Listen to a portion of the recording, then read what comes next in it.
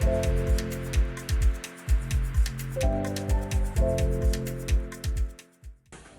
Dr Lorenzo Massira, donc je suis médecin généraliste installé à la C Saint-Cloud. Dr Braillère, je suis installée à Chambourcy depuis 1999 et je suis médecin généraliste dans un centre médical.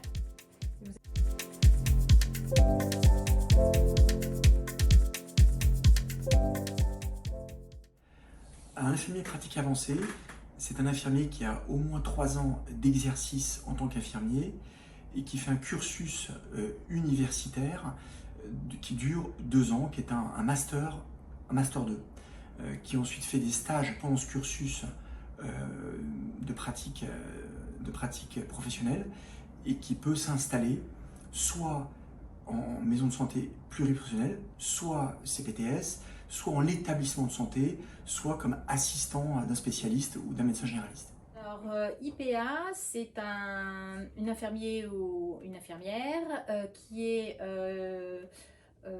expérimenté et qui peut prendre en charge des patients en complémentarité du médecin traitant.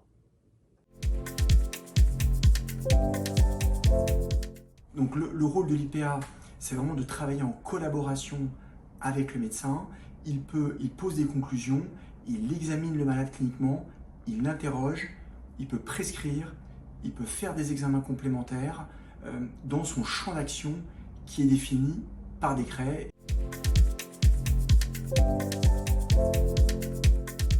L'IPA avec qui je travaille a choisi la spécialité pathologie chronique stabilisée.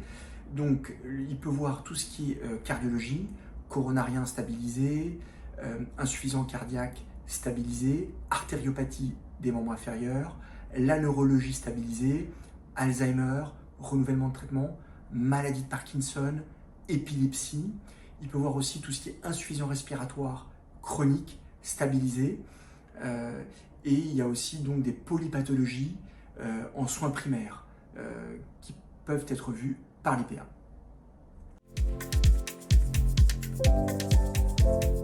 Alors par exemple dans le diabète, c'est typiquement l'éducation thérapeutique, expliquer les dextros, expliquer les injections d'insuline, vérifier que les bilans sont faits et voilà, moduler, l'éducation thérapeutique pour les régimes. Voilà. Le diabète, je pense que c'est un bon modèle et je pense que les patients ont tout à gagner. Une aide considérable. Il peut faire des visites à domicile que je n'arrivais plus à faire, de patients très âgés pour des renouvellements de traitement. Il peut faire des téléconsultations. Il voit tous les patients chroniques en termes d'éducation thérapeutique. C'est un apport considérable. Ça me permet, moi, personnellement, de voir plus de pathologies aiguës, de pouvoir recevoir plus de patients et les patients le prennent très très bien et c'est extrêmement bien accepté. Alors pour nous les avantages c'est vraiment d'avoir quelqu'un de confiance sur qui on peut compter, qui connaît le patient, qui connaît le dossier, qui a acquis des compétences complémentaires à celui d'un infirmier ou d'une infirmière et à qui on peut confier cette mission de surveillance du patient chronique. L'objectif à terme c'est de libérer des créneaux de rendez-vous qui parfois ne sont pas justifiés. Qui peut très bien être géré par une IPA et puis répondre peut-être parfois aussi aux délais de demande des rendez-vous qui sont un peu longs et le délai des rendez-vous avec l'IPA seront quand même plus rapides.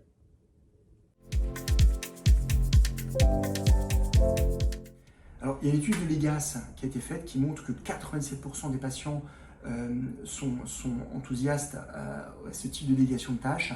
Les patients, le retour patient, il est vraiment très très bon.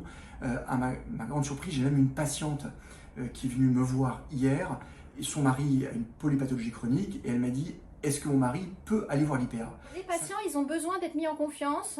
Ils sont un peu surpris du super rôle qui est attribué à l'infirmier ou à l'infirmière.